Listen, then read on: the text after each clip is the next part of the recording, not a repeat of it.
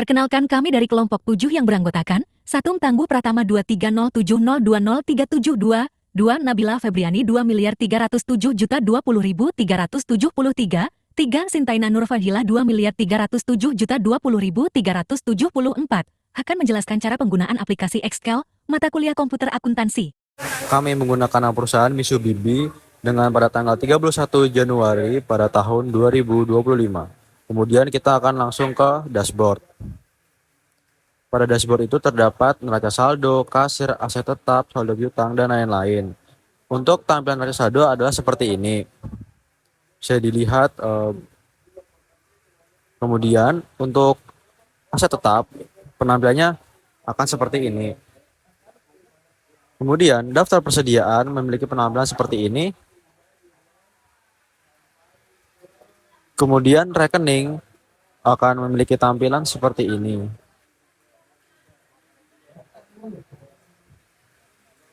Kemudian pada daftar transaksi masih kosong karena belum ada isinya, jadi penampilan seperti itu. Kemudian terdapat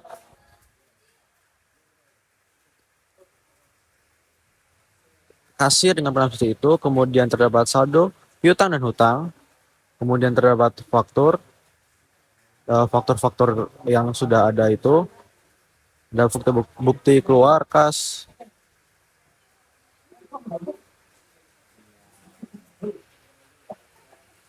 Kemudian terdapat faktur bukti kas masuk. Kemudian terdapat faktur penjualan tunai.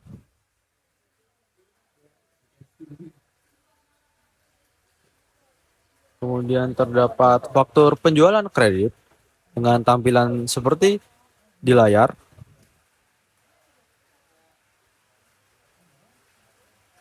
Kemudian terdapat faktur penjualan tunai. Ada faktur penjualan kredit juga. Kemudian terdapat bukti memorial yang berisi bukti-bukti dari segala transaksi. Kemudian terdapat pinjaman yang memiliki tampilan seperti ini. Kemudian terdapat kartu persediaan dengan tampilan seperti di layar.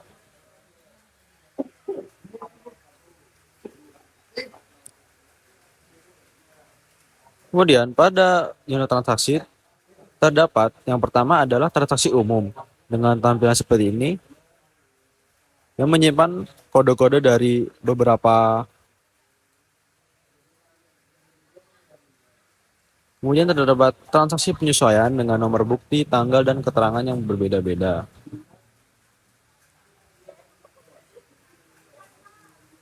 Kemudian pada jurnal terdapat jurnal umum di mana kita mencatat segala uang yang masuk dan keluar. Kemudian terdapat jurnal penyesuaian. Kita menyesuaikan uang yang telah masuk berdasarkan kode-kodenya. Kemudian kita masuk ke buku besar. Pada buku besar dapat penampilan seperti ini.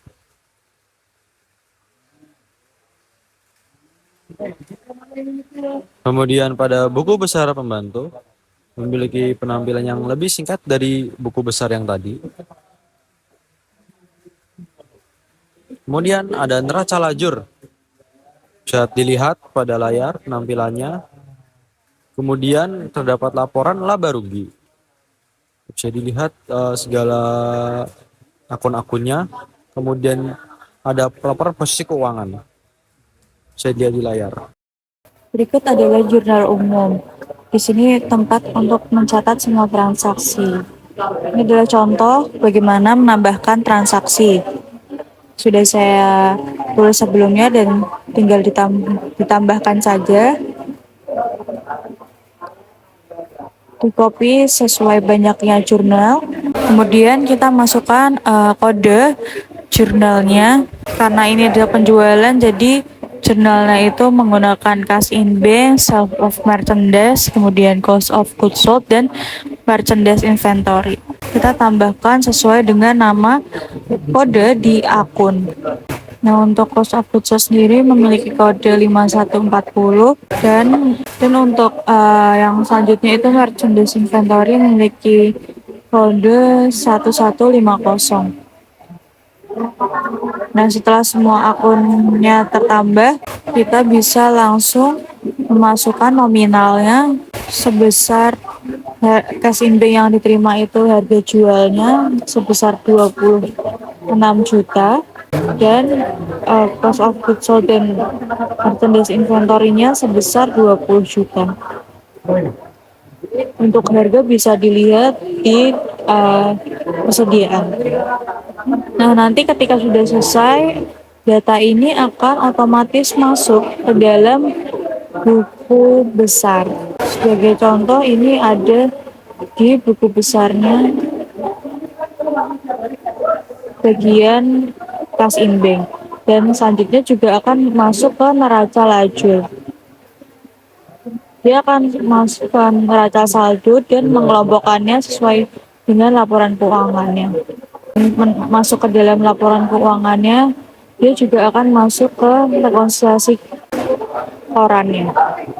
Untuk jurnal penyesuaian sendiri bisa ditulis atau di jurnal di bagian jurnal penyesuaian. Nah, kemudian jurnal penyesuaian ini juga akan masuk ke dalam laporan neraca lajur di bagian penyesuaian. Nah, nanti setelah disesuaikan, neraca saldo akan ditambahkan dengan akun-akun di jurnal penyesuaian dan akan masuk ke laporan keuangan yang lainnya.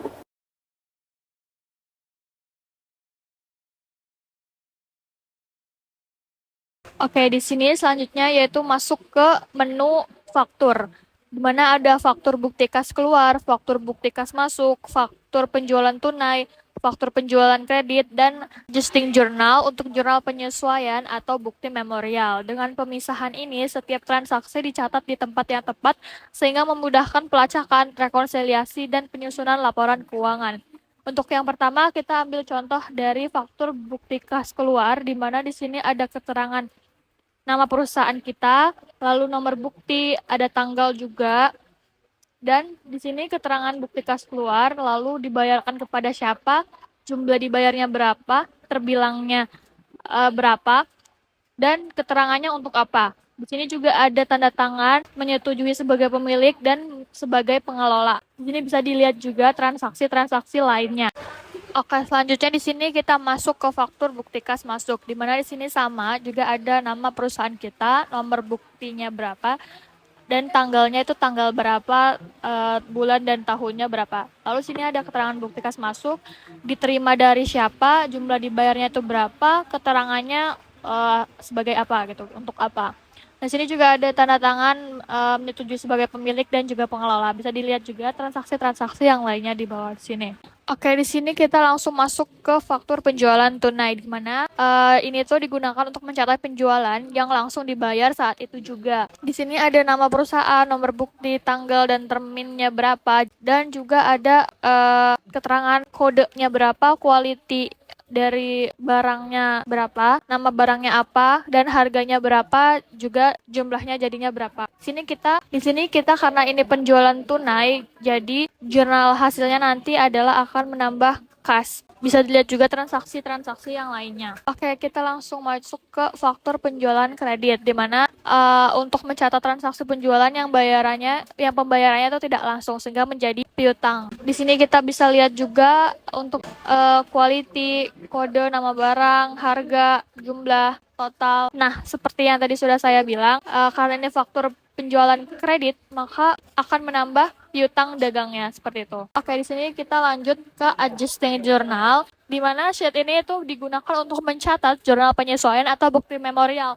Contohnya di sini ada pencatatan beban-beban dan juga pencatatan penyusutan aset seperti itu. Selanjutnya kita masuk ke menu kasir, di mana di sini digunakan untuk mencatat segala transaksi penjualan tunai. Contohnya di sini adalah penjualan tunai pertama, lalu ada tanggal berapa di hari itu, ada nama barang. Di sini kita nama barang itu sudah otomatis menggunakan drop down, lalu untuk harganya juga udah otomatis karena terkonek dari persediaan, lalu jumlahnya juga otomatis jika kita sudah menambahkan secara manual banyaknya berapa. Setelah itu kita klik tombol tambah, dan akan otomatis terinput di tabel yang di tengah sebelah sini.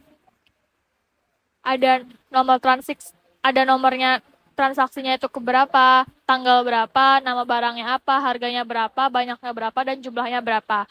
Nah, untuk di atas sini ada grand total, bayar, dan kembali, di mana grand total ini ada terisi otomatis, dan untuk kembali itu akan terinput otomatis jika kita mengisi manual di tabel bayar.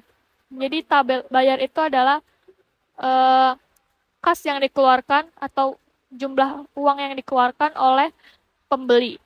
Lalu akan muncul otomatis kembali berapa. Setelah itu, kita klik tombol simpan untuk menyimpan transaksi. Namun jika ada kesalahan input, kita bisa klik batal. Lalu dengan kita menyata transaksi di kasir ini, akan terinput otomatis ke menu daftar transaksi. Juga setelahnya akan terinput otomatis juga dalam nota belanja. Terima kasih.